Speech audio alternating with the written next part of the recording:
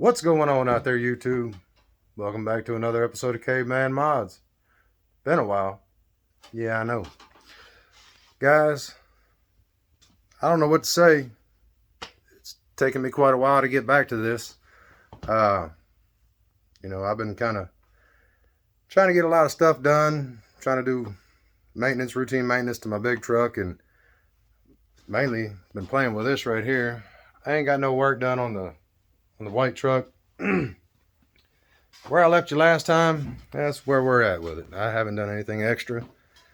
Mainly because that truck's basically ready. Throw some seats in it, finish my walls, and put some tires on it. And that truck's ready for the road. I need to get some driver to get in my red truck or my burgundy truck before I really spend my time trying to get that truck on the road. There's no point in having that truck road ready, buying tires, all that stuff for it, if I don't have somebody to get into my other truck. So when that opportunity arises, then I'll put somebody in it, and I'm sure I can figure out something to do to add to some content, with it. But in the meantime, I've been playing with this, trying to get this ready, and honestly, you don't know what I'm talking about. The chevelle. Let me get you flipped around here. The chevelle, playing with it. You guys can see, got a substantial amount of stuff done on the interior. All the wiring is basically done. I got to get all this tied up under the dash. This is all finished. Got the line lock put back on. It's actually up here now. It was down here on the shifter, which is up under the laptop. Been doing some tuning on the Holley Dominator system. The dash in, it's working. Car's running. Long story, but well, I'll get to that in a second, actually. I have done absolutely nothing on the trunk of this car, and nor the frame. So I've actually got a guy up here in Clarksville who I spoke with, and being that every time I work on this, I have some time constraints. Only got the weekends, got to do the family thing, and it's not easy trying to do both on top of running a business. So it's a bit of a tedious process, but trying to get this done or try to play with this and do the family thing at the same time, it's not easy. So I got a guy here in Clarksville who's going to put a roll cage in this car. He's going to box the frame, put the frame bracing, everything on it, and do a custom trunk pan along with the fender tubs. Mainly because, he's a professional. It's a lot better at it than I am. Although I can weld pretty decent. Like I say, I'm a good welder, but I'm mediocre. And I'll actually show you some of my welds here in just a little bit. But before I get to the main thing that I've been doing to this car, just kind of wanted to give you guys a bit of a rundown as to where I've kind of been at with a lot of stuff. In case y'all can't tell, maybe I've packed on a few pounds. I've been slacking on my diet here lately also. Ever since the passing of my dad, man, it's been tough. I got a lot of things on my mind, and mainly trying to get this thing done in his name. I've been really slacking on putting content out here on this because I've been trying to hammer and get it done. And it's just been tough, guys. So I've been plugging away at this thing kind of as, I guess, some sort of therapy to try to help me out with it. And I'm going to tell you, man, if that man was alive today, I'll tell you right now, he would call me stupid up and down the street, man. He would just say that I'm the biggest idiot in the world because of the route that I ended up taking this car. But I think I like it. Actually, I know for a fact I like it. I'm in love with it. I can't stop sitting here staring at what I've done to this thing. So I guess I've kind of had you guys holding on here long enough, and I'll get to showing you what I've done with it. Look at that, guys. Look at all that beautifulness. Twin turbo 468. I do know for a fact now that the motor is a 468.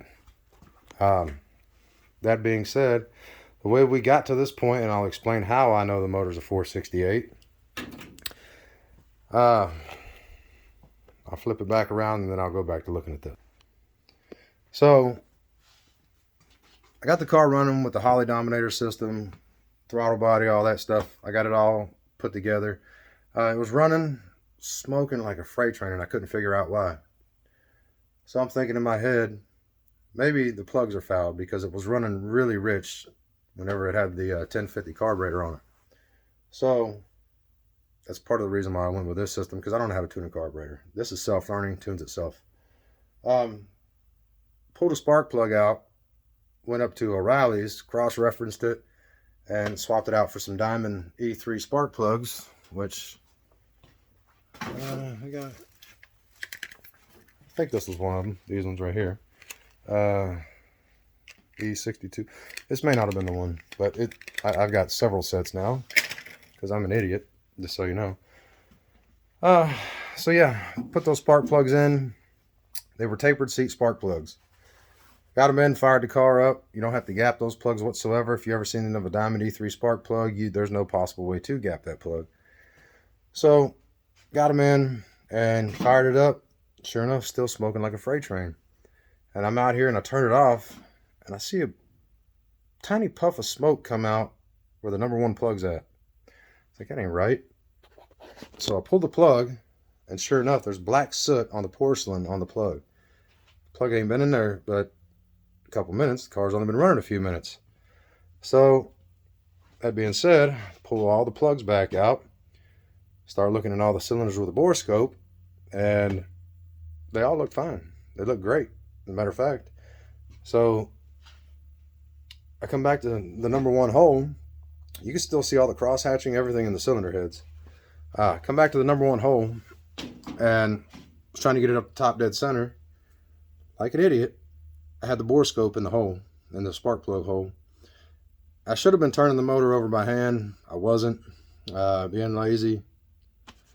And once I did that, once I bumped the car over with the ignition, of course I had the camera in my hand looking at it, I crushed the camera inside the number one cylinder, and it was not coming out. Needless to say, the end of the camera obviously is glass, so I now had glass in my cylinder head, or in the number one hole, and yeah, it was a camera stuck in there. So I'm an idiot. From that point, proceeded to tear it down, pulled the driver's side head off, and actually, before I get to that, hold on, I kind of skipped the part. Back to the spark plug ordeal. Figured out that I had the wrong spark plugs. The spark plugs that I had were for a 454. The car had 427 heads out of a 66 Stingray. So I've got a set of 66 Stingray heads for a 427. If anybody's interested, let me know. Drop a message down below. I'll take $3 grand for those heads. They're very expensive. They're brand new. They've been ported, polished, and they've got bigger valves, 202 valves. I think 205 or 285 intake exhaust. Yeah, 285 exhaust, 202 intake. Anyways, there are 107 cc's on the chambers too. Also, that being said, it's a cast iron head. Didn't want to put that head back on here, so now I got you flip back around. I got online, started doing a little bit of research. Once I had it down to that part, I also found out that I had 30 cc dome top pistons. So once I got to that, didn't want to put the heads back on. Heavy cast iron. So what I did is I went with a set of AFR 305 V2s, the version 2s. Ow, that's hot. I had this car running here just a little bit ago. I'm not going to fire it up tonight because it's late now and I've been kind of tuning on the computer. So now I have AFR heads. Much better flowing heads. There are 305 cc 305 cc heads. They flow 305 cc's. The chambers are 117 cc's. Did have the surface decked, so probably about 116 now. We dropped the compression in the engine, where it was, after I measured everything, I figured out that it was at 11.5 to 1 compression. It's pretty good. Did not need race fuel. It's 12.5 to 1 before you start needing race fuel. So I'm good to run this car on 93. But when I put these heads on, we dropped the compression to 10.5 to 1, mainly because I was going to go boost. This was before I bought the heads. I was contemplating it. And my wife asked me what I wanted for Christmas, and I jokingly looked at her and said, "Give me some twin turbos. I want to put twin turbos on the Chevelle." She said, "Okay." So that's where we're at. So since Christmas, I've been plugging away at this. And yeah, it's come out great. I can't complain whatsoever. Granted, I had to take the oil pan off to weld on some dash 10 weld on bungs down there. Can't see it. Although you can see my oil line coming off turbo, and it goes down to the oil pan. Same on this side. The only thing I don't like is right at the moment I have this oil line on this side and a Gates one on that side. I'm going to swap this one. I have a Gates one also, so I'm going to put the Gates on here because it's just much better. That being said, now I got these up and forward headers. They didn't fit this car. When I bought this, the set of heads, it brought the exhaust or the exhaust holes, ports, whatever, up 3/8 of an inch, if I ain't mistaken. It's either 3/8 or 3/4 of an inch, one or the other. Anyways, so that gave me a little bit of clearance. Looked for a set of up and forward headers, and man, I couldn't find any that was reasonably priced. I think the cheapest set I found was about $700. On average, they were going for about $1,500. And I was on eBay just looking around, and I found this set right here for $180. And I jumped on it. Said it didn't fit. I didn't really care. I will say they didn't fit, but I then had to modify my steering. So you can see I got rid of the rag joint down there. Right there. Boom. So now I have the coupler, or the U-joint down there. Oh, not looking at my welds yet. Got a U-joint there. Another U-joint here. And down there's another U-joint. I welded a Heim joint to the top of the cross member there to run that second section of double D steering shaft through it. Car's a little bit of a mess, guys. And this exhaust right here is temporary. I just put it there because I don't know exactly what I'm going to do with the exhaust, how I'm going to run it yet. But so, got the headers for $180.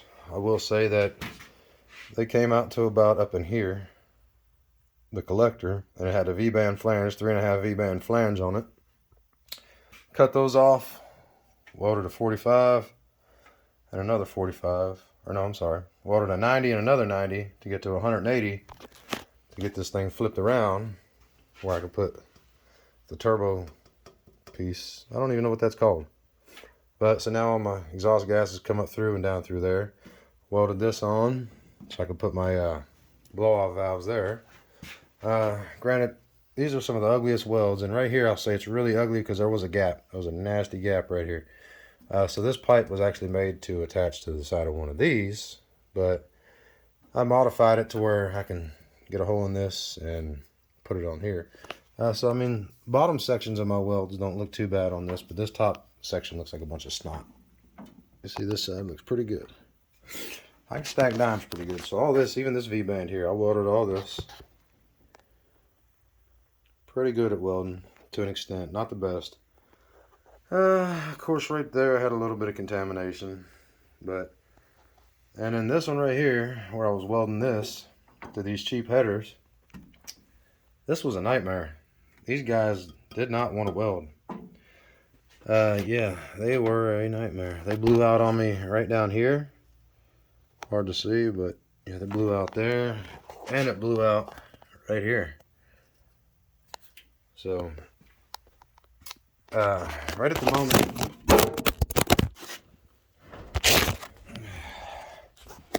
that wasn't supposed to happen. Right at the moment, I just got 3-inch tube coming off of this up to here. This is the cold sides. Of course, these are nice and cool. So it's 3.5 piping coming off, aluminum piping, to a 3.5 to 4 merge. This is 4-inch up to a 5-inch Steve Morris Engines blow-through carburetor hat. for a Holley Dominator. Hold on. So yeah, 3.5 merges from both sides, all the way through to a 4, to a 5. And I'm gonna change this actually. This is all just temporary. Because I got this elbow down here, this 90. Don't like using the elbow. I would much rather have 3.5 inch coming off here, because this is actually a 3.5 inch V-band or flange right here, and it drops down to 3. So I had to stretch this 3 inch to get on there pretty good. But so yeah, I would like to go 3.5 all the way up. Actually, I'm not even going to go all the way up back this way. I'm going to put an intercooler on this eventually. Also, some of my welds over here. Yes, they look pretty decent. Like I said, this side, boogered it up there. Started looking good. Boogered it up over here. Actually, it blew out right there. And started to blow out down here. Maybe right there. But yeah, I got to make some bracing to get the weight off of these headers. And for the most part, that's pretty much it. Now, I don't have my blow-off valves. Or no, these are called wastegates. I'm sorry. I don't have my blow-off valves on here yet, but I'm going to put a blow-off valve here and on this side. But the only reason I haven't just yet is because I didn't want to waste the flanges that I have. Because like I said, I'm going to put an intercooler on it. I'm debating on what intercooler I want to use. Of course, I'm twin turbo, so more than likely I'm going to go dual. There we go. Let me back it out. There we go. No, I'm not so close. I'm going to go dual air-to-water intercoolers and try to tuck them down here, down on this side if I can. Of course, I got some K&N air filters here. I'll get this tossed on and show you what this looks like. Alright, so got these on. Got them on both sides. Air filters. This side I got a good bit of room. Of course, I don't have any electrical over here. So I've got enough room down in here. I'm hoping, of course, flip the turbo, go that way, in to a small air-to-water intercooler, and come back out with another merge. Same on this side. Come out into the intercooler on this side under here. Come back out, then merge them going up into here. And I'll probably switch this to a 5 inch. For the most part, that's pretty much it. Of course, I did have to rebuild the whole top end. So, got the cam that's in it is the same cam that was in it. I do have all the measurements on that, so I know exactly what cam it is when it comes to specs. I don't know who makes it. I don't know where it came from. It's in the car. We're going to keep it. It's fairly aggressive. Needed bigger push rods, obviously. Use the same rocker arms that was on that set that I have over here. 1.7 roller rockers. Got the catch can off of it right now for the coolant overflow. I'll put that back on. Now that I ran my headers this way, of course I had to run these fiberglass boots. These go all the way down to the plug and come all the way up over this way. These are a little toasty still. And then, of course, on the electrical here, I had to wrap it going all the way back. I don't have room.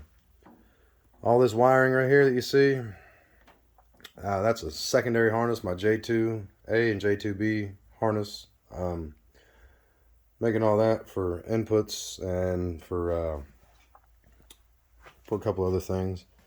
One of them to run this sensor here. The other one to run these MAC valves. So this is for boost control. You run CO2 in here, comes out, it splits, goes down this way, comes up to right here to this port, holds pressure. It's called dome pressure. Hold on top of that, keeps the waste gate closed. This line is a boost reference line. It goes down to the front of the turbo. Hooks in down there. Right there. Boom. Got that done. Same thing on this side. This is the mirror image of this side, but they're not mirror image turbos. As a matter of fact, these turbos are from DNA on eBay. They're only pay $350 for these two turbos. Yeah, they're cheap. They're 98 millimeter, I think they are. Something like that. Don't know, but I watch a guy on YouTube. His name is Richard Holder, and he said you can get about 1,500 horsepower out of this setup here. Granted, that throttle body it'll hold up to 1,400 horsepower naturally aspirated, 1,200 horsepower under boost. But I can swap the injectors in that to a set of Injector Dynamics 160 cc injectors, and then see, because it's 100 cc injectors in it now, and I can go to 160s, and I can get up to around about 1,500. So that being said, I think I've talked about most of everything. I am adding a second O2 sensor on this side. I've yet to get my exhaust figured out. This just temporarily had a piece of aluminum pipe coming out of the exhaust on that side to keep the exhaust smoke off of everything in the engine bay. Same with that pipe over there. I just threw some stuff together to temporarily make it. Actually, as a matter of fact, I was trying to get it to run down right there and come out behind the wheel. And when I mocked it up, it didn't touch. But after welding everything, of course, the pipe has moved a little bit, and now it wants to rub. So that's not going to work. Of course, I was going to put a 45 on it and come out that way at an angle and shoot it straight up. So that's not going to work. You got to get the CO2 in the car eventually. Right at the moment, I'm not worried about that. I took one of the springs out of this, so I've only got 7 pounds in this one, a 7-pound spring in that one. So right now, we're only running about 14 pounds of boost total, and that should get me close to about 800 horsepower with this engine. Plenty good enough for what I need to do. The one downfall that I found of this engine, after of course I bought all this stuff, I then took the oil pan off, realized that this is a 2-bolt main. Very disappointing. I don't want to take it any further than 800, somewhere between 800 and 1,000. Pretty sure it'll stay together to that extent, or to that horsepower range, but anything more than that, and I fear that it's just going to blow apart. I'd like to keep this motor because I'm going to buy another car and probably put it in there for my wife and let her have this one. So what I'm going to eventually end up doing, and this is not anytime soon, but I'm going to buy another 454 Gen 6 or Gen 5. They're all 4-bolt main. Bore it to a 496. Stroke it, obviously, with a 4 1/4 inch stroke, and that's how you get the 496. You bore it 60 over, put a different crank in, forged crank. This does have forged pistons and forged rods. That's a plus. Other than that, the engine it's ready to run. It runs, fires up. Granted, I haven't really had it under boost yet. At the moment, I've put a, let's see, Low Dollar Motorsports right there. That's a 5-bar map sensor. I think it's a bit much for what I'm doing. So I'm going to probably take it out and put a 2 or 3-bar map sensor, probably a 3-bar map sensor in it. Because I'm having trouble with it idling. It doesn't want to stay idling. And I think that has a lot to do with it. Because it was doing it fine when it was just using the map sensor off the throttle body. But then I put that in, switched it to 5-bar in the ECU, and then connected the turbos, and yeah, now it's having a heck of a time staying idling. Granted, I mean, I can idle it up to about 1,000 RPMs and it'll idle there, but prior to that, it was idling about 750, 800. So I think I'm going to go with a smaller map sensor. Mainly because I'm not even going to push 50 pounds of boost right now anyways. Granted, these are capable of producing, I think, 16 pounds of boost each. So that'll get me to 32 pounds of boost. And they may go even more than that. Each one of these turbos will support 700 horsepower that I know of, probably closer to 8. So just between the two turbos, that's 1,400 horsepower. And then, of course, that's all multiplied by what's in there. So stands to reason that this thing should easily get to 1,500 horsepower. At the moment, we got the MSD 6AL box and, of course, magnetic pickup distributor. That's temporary. And the Speedmaster coil. This is all temporary. What I'm going to end up doing is probably end up running with coil on plug. I don't think I'm going to go with the MSD DIS system. I think I'm going to go with the MSD Pro 600 system because it's fully integratable with the Holley EFI system that I have, and